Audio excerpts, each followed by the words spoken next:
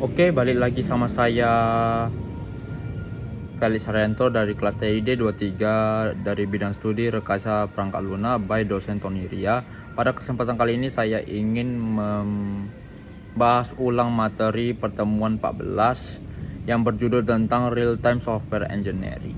Jadi pada pertemuan 14 kali ini saya ingin membahas ulang materi tersebut yang berjudul Real Time Software Engineering. Jadi Real-time software engineering adalah proses untuk embed software yang para perancang software harus mempertimbangkan secara rinci rancangan kinerja sistem hardware. Sebagai ini yang proses perancangan sistem dapat melibatkan penentuan kapabilitas sistem yang mana diimplementasikan dalam software, yang mana yang akan diimplementasikan dalam hardware.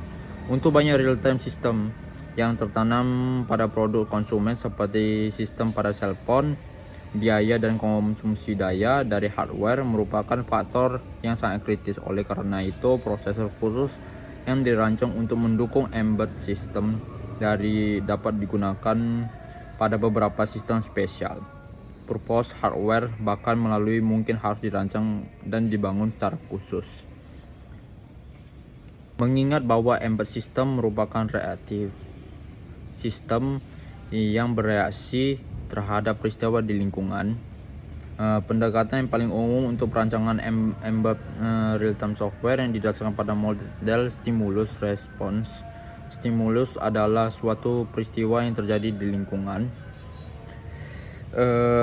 suatu lingkungan yang dimana lingkungan software system yang menyebabkan sistem bereaksi dengan cara tertentu, sedangkan respons adalah sinyal atau pesan yang dikirimkan oleh software ke lingkungannya.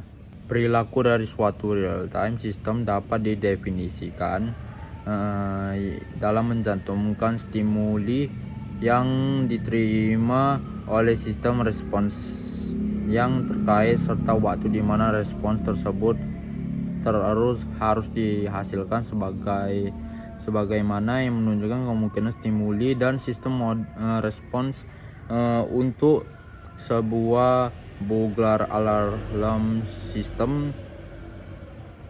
Jadi stimuli itu terbagi menjadi dua kelas, yaitu yang pertama adalah priori stimuli, yang kedua adalah a priori stimuli. Domain perancangan umum yang real system adalah menyediakan kontrol proses yang terpisah untuk setiap jenis proses dan aktuator. Untuk setiap jenis sensor dapat disediakan sebuah sensor manajemen proses yang menangani pengumpulan data dari sensor tersebut. Pengumpulan data dari sensor tersebut, data processing proses, menghitung responses yang diperlukan terhadap stimuli yang diterima oleh sistem aktuator, kontrol prosesor yang diasosialisasikan dari setiap aktuator dan mengelola pengoperasian. Yang dimana model ini memungkinkan data dikumpulkan dengan cepat dari sensor sebelum data tersebut ditimpa oleh masuknya berikut, serta memungkinkan pemrosesan aktuator responsif yang terkait dilakukan kemudian hari. Ada beberapa aktivitas berikut dapat termasuk dalam suatu real-time software design proses. Yang pertama itu adalah platform selection, yang kedua itu adalah stimuli responsive identification, yang ketiga itu adalah timing analysis, keempat adalah proses design, yang kelima adalah algoritma desain, yang keenam adalah data design, yang ketujuh adalah proses scheduling. Yang biasanya aktivitas spesifik serta urutan aktivitas pada suatu real-time sistem desain proses ini bergantung pada jenis sistem yang dikembangkan, tingkat pembaruan dan lingkungannya.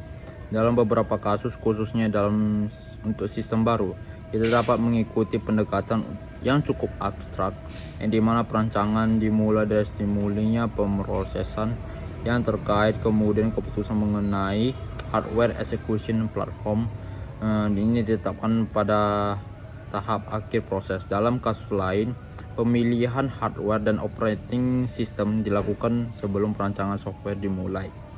Dalam kondisi ini kita harus merancang software dengan mempertimbangkan berbagai kendala yang disebabkan oleh sistem hardware.